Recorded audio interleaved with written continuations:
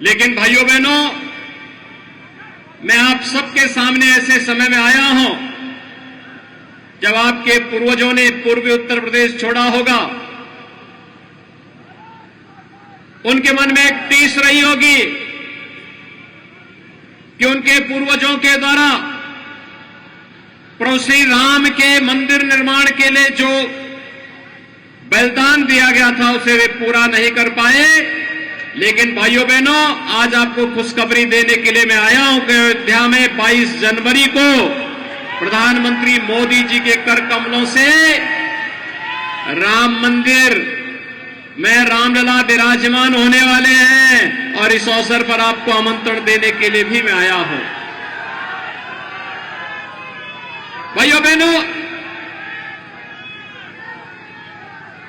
हम सब जानते हैं चुनाव व्यक्ति नहीं, पार्टी और विचारधारा लड़ती है। पार्टी और विचारधारा, और ये लड़ाई भी दो विचारधारा की लड़ाई है। एक और कांग्रेस पार्टी है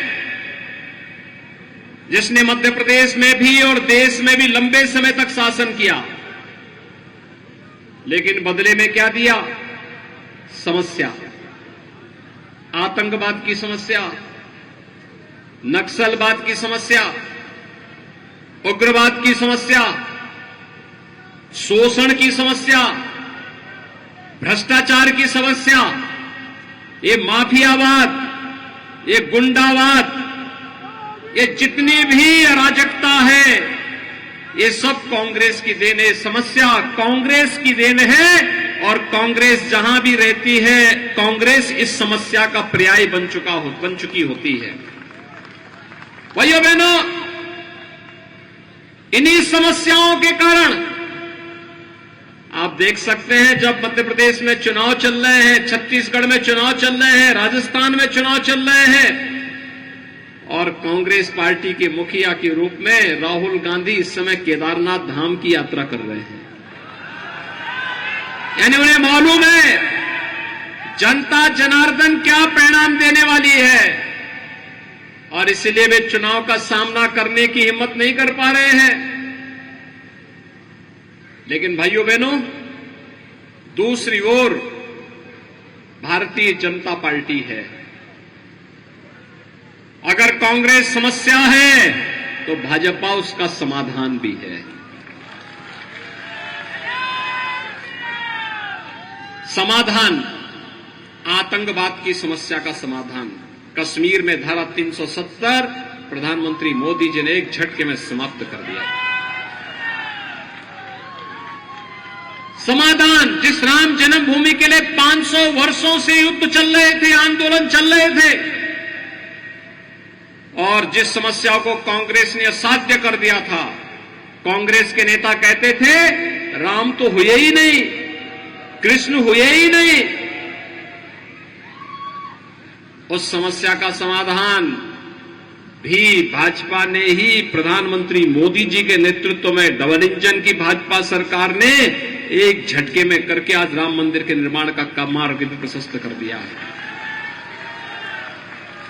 मैं पूछना चाहता हूं भाइयों बहनों, मैं पूछता हूं,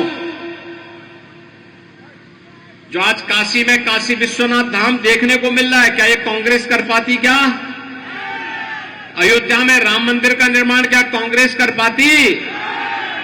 और महाकाल के महालोक का निर्माण भी क्या कांग्रेस कर पाती? भाइयों बहनों, कांग्रेस,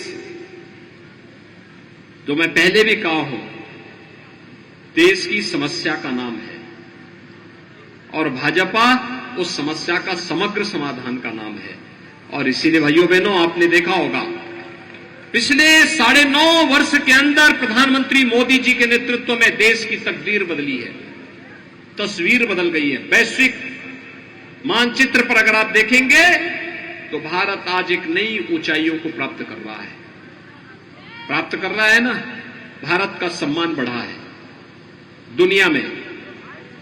भारत को संकट मोचक के रूप में लोग देखते हैं, प्रधानमंत्री मोदी जी को देखते हैं। देश के अंदर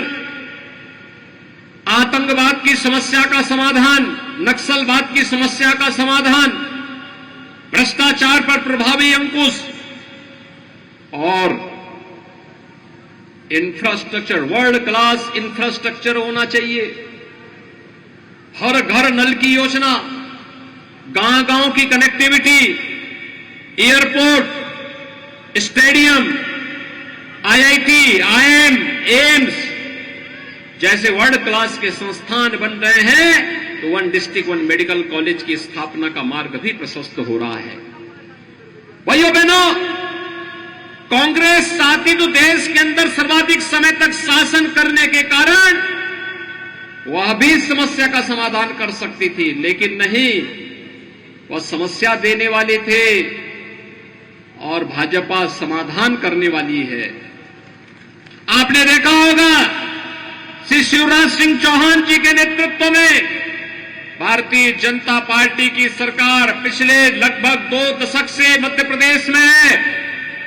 ये मध्य प्रदेश पहले बीमारू राज्य की श्रेणी में आता था और शिवराज जी के नेतृत्व में आज मध्य प्रदेश बीमारू राज्य से उभर करके एक विकसित राज्य की ओर अग्रसर हुआ है। विकास दर, कृषि विकास दर मध्य प्रदेश की देश के अंदर सर्वाधिक है। अग्रणी राज्यों में आज मध्य प्रदेश की भी गिनती हो रही है। यहां पर व्यापक परिवर्तन करने का कार्य यह शिवराज सिंह चौहान के नेतृत्व में भारतीय जनता पार्टी की सरकार ने किया है।